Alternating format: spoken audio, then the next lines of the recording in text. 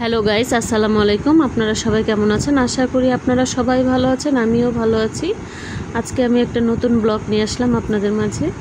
আমি এখন তেলাপিয়া মাছ আমার হাজবেন্ডের জন্য ভুনা করব, তাই জন্য ভেজে নিব। এখন হলুদ লবণ মাখিয়ে নিয়েছি, ফ্রাই প্যান বসিয়ে দিয়েছি। এখন মাছটা ভেজে নিব। ভেজে পেঁয়াজ মরিচ কেটে রেখে দিয়েছি আমি অলরেডি আগেই। মাছটা ভাজা হয়ে গেছে। এখন আমি পেঁয়াজ কড়াই বসাই দিয়েছি, পেঁয়াজটা ভাজা ভাজা হয়ে গেছে। এখন এর ভিতরে হলুদ, লবণ, মরিচের গুঁড়া, জিরার ফাঁকি দিয়ে ভালো করে মশলাটাকে কষিয়ে নেব।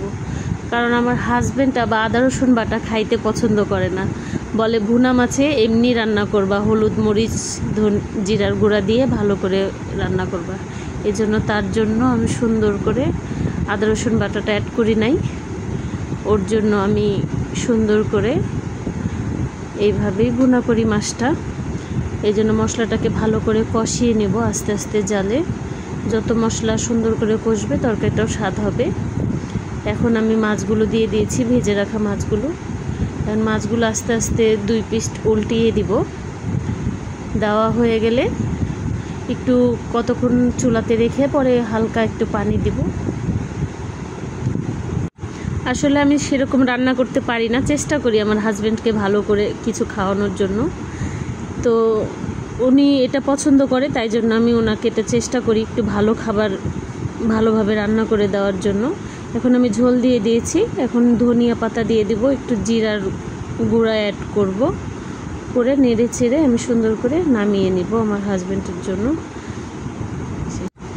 আমার মাছ ভুনাটা অলরেডি রান্না করা হয়ে গেছে। এখন আমি পরিবেশন করব, মানে পাত্রে ঢেলে রেখে দিব।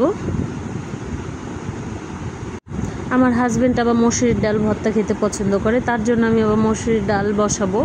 সব কিছু রেডি করে রেখেছি। এখন আমি মসুরির ডালটা সুন্দর করে ধুয়ে নিব। ধুয়ে পরে আমার হাজব্যান্ডের জন্য মসুরির ডাল ভর্তা করব। মসুরির ডাল অলরেডি ধুয়ে ফেলেছি। ধুয়ে আমি এর ভিতরে রসুন, কাঁচামরিচ অ্যাড করে দিয়েছি। এটা আমি সিদ্ধ করব।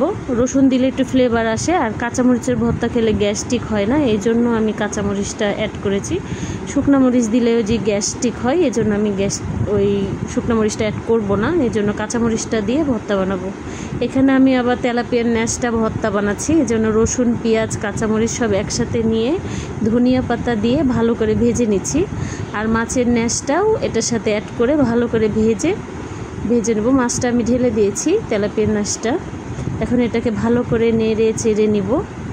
নিয়ে সুন্দর করে আগে ভাজা ভাজা করে নিচ্ছি। ভাজা ভাজা করা শেষ হলে, এখন আমার ভাজা শেষ অলরেডি। এখন আমি ভর্তা বানিয়ে নিব। এখানে আমি ডাল ভর্তা বানাচ্ছি। রসুনগুলো আলাদা তুলে নিয়েছি, কাঁচামরিচগুলো আলাদা নিয়েছি। এখন পেঁয়াজটা ডলছি লবণ দিয়ে, সরিষার তেল দিয়ে দিয়েছি, রসুনগুলো ভালো করে মথলিয়ে নিয়েছি। এখন আমার ভর্তা করা অলরেডি শেষ। এখানে তেলাপিয়া মাছ ভুনা, ডাল ভর্তা আর মাছ ভর্তা। এখন আমার রান্না কমপ্লিট। আমার ভিডিওটা যদি আপনাদের ভালো লেগে থাকে, বিজয় সেলিনা 25 লাইক, কমেন্ট, শেয়ার করতে ভুলবেন না। আল্লাহ হাফেজ।